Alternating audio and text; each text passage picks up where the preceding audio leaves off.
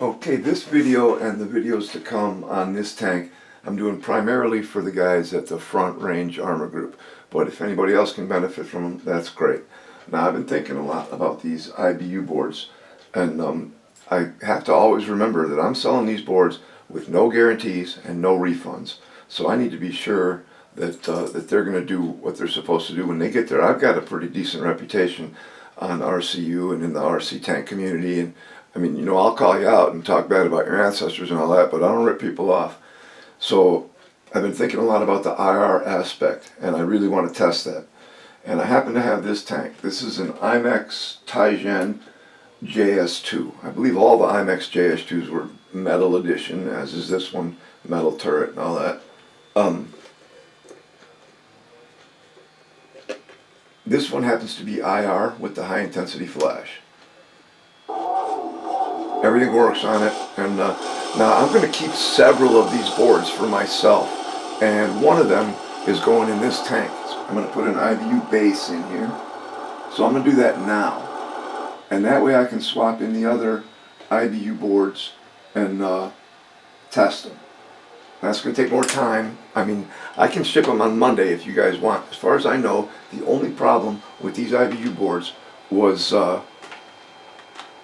the board wouldn't read left stick side to side movement. This is what I'm told. I've never had a bad board. I bought two of them back when the guy first started selling them. One's in my Hetzer, still works great.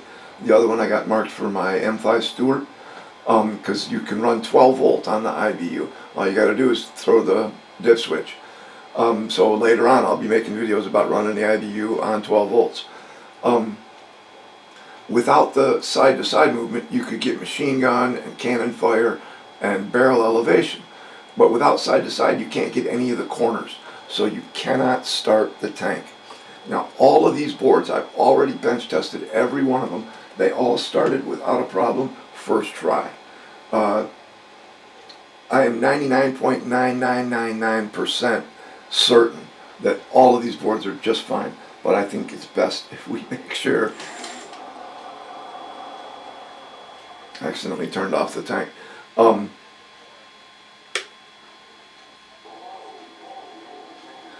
That's why I want to put them in this tank. This has got the clamshell that IMEX freely admits they kind of glommed onto from Daryl. And I'm running this on a 2-cell LiPo battery. But I think I think I can hook it up so that it'll be very easy to swap in and out an IBU board. They're bigger than the Clark boards, but they still fit pretty good in those tanks.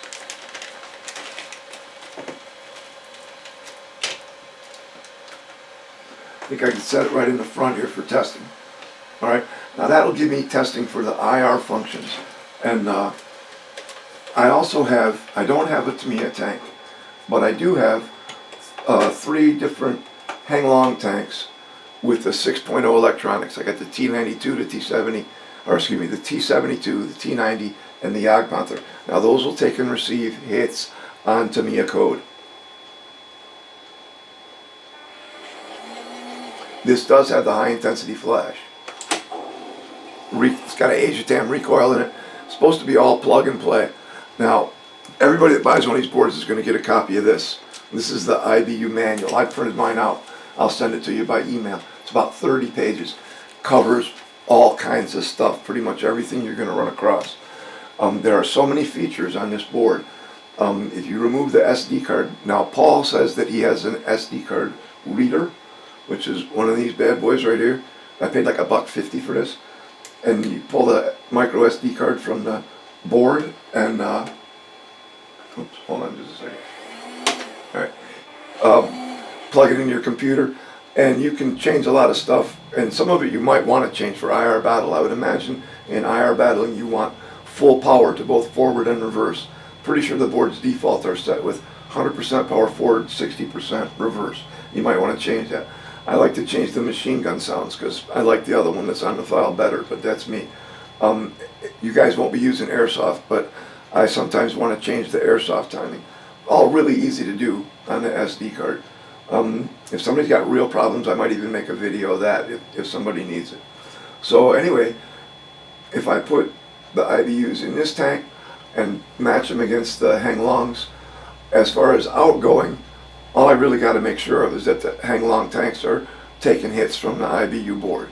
As for incoming, I'm pretty sure that because the hang long must be using, to me, a code, the IBU just keeps track of how many times you've been hit. It doesn't really know what kind of tank hit you. So I should be able to test simulated battle damage. We should be able to change the weight classes and the reload times.